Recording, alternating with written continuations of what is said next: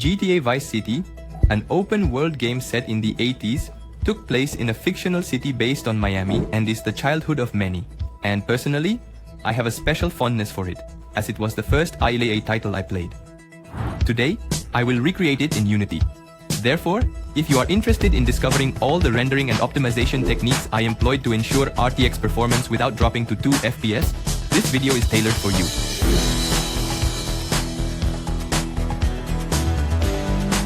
The first step was to get the map, and obviously, I wasn't going to model it myself. It would take me months, so the best option was to extract it directly from the original game by decompressing the internal file. Fortunately, someone did the hard work for me, and it can be downloaded from the internet. I imported it into Unity. The first thing I did was change the shader on some models, as they were semi-transparent, similar to the trees or berries. In short, a shader is a line of code that helps the graphics understand how to depict an object on the screen.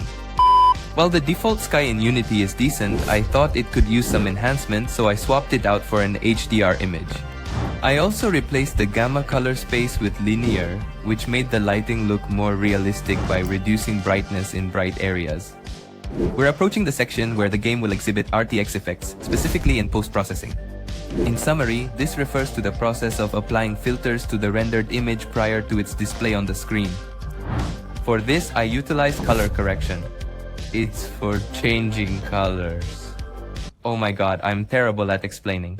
Anyway, I used the ACES tone mapping that movies use to make everything look more contrasted. Bloom is a filter that intensifies brightness in bright areas, but moderation is key to prevent an ugly appearance. Ambient occlusion helps add depth by darkening the edges of colors.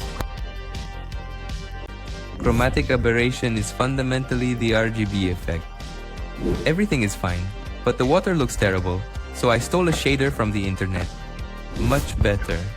Additionally, I included a fog effect known as fog to enhance depth, which for some inexplicable reason is absent in the remastered version. But anyway, it was time to implement the main character, so I downloaded the original model and imported it into Mixamo for animations. After importing it into Unity and writing some code, I managed to move the camera and walk around. Jump and run. And even swim. That is right, I made Tommy learn to swim after 19 years, something the trilogy never attempted. A GTA without cars is not a GTA, so I downloaded a package that includes a model and a controller. So I didn't have to break my head programming the physics of the car. What I did have to do was create the driving artificial intelligence. To ensure proper functionality, it was essential to establish waypoints for navigation using Unity's system. What any good programmer would do is automate the process. I did it manually. I want to end it. I've wasted 5 hours on these stupid waypoints.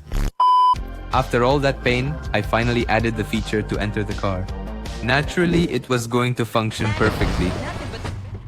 To enhance the experience, I added the Flash FM radio featuring the iconic song Billie Jean.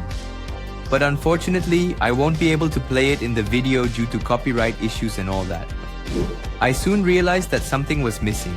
There was no RTX in the cars. Only the sky was reflecting, which was unacceptable.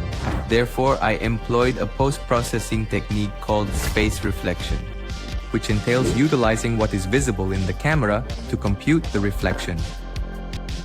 Of course, there was a clear restriction. If I lowered the camera, the reflection would be lost. It was also pretty costly in computing power. Aguineo suggested I try the cube map technique. It involved rendering the environment as a low-resolution cube. And that was the result, reflecting it perfectly. Well, the cars were self-driving, so I needed to add NPCs. And, oh no, I had to repeat the process of placing dots once more. I programmed the artificial intelligence and added the clunky animation for when it is attacked by the player. Lastly, I added Raptor for them to be run over. It was certainly the most entertaining part. That was until I changed the game to double.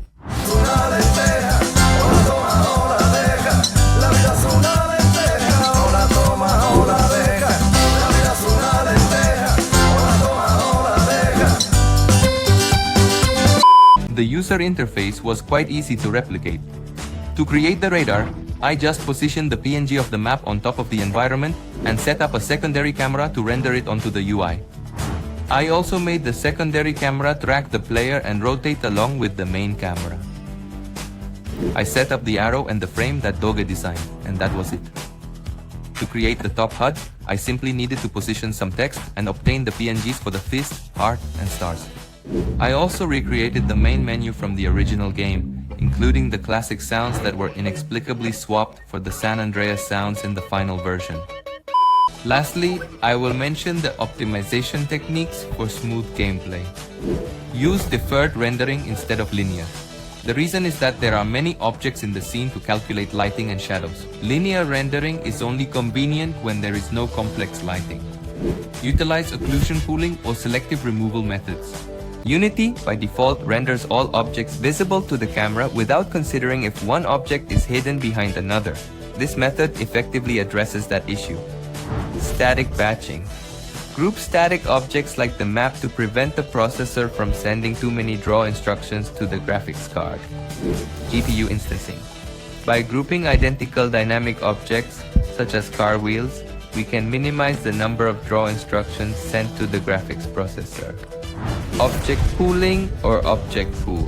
This technique consists of pre-spawning all objects needed, such as cars and pedestrians, to prevent their creation during gameplay. Remember the QMap technique for car environment reflection? However, using this method for all cars didn't work well at all. Thus, I configured it so that only the player's car reflects in real time, while others display a static QMap. Oh, and this was set to off by default. I would have liked to implement more things like the shooting system or missions. However, GTA is such a massive game that I might consider making a second part. Lastly, I will include the download link in the description, but don't be alarmed if it goes away, as Rockstar has been cracking down on mods and suing modders. I'm taking a big risk with this, LOL. So if you liked the video, give it a thumbs up, share, and subscribe if you want more games in 24 hours and sometimes RTX. I will be keeping an eye on the comments for any ideas or suggestions. I am Luis, and I'll see you in the next video.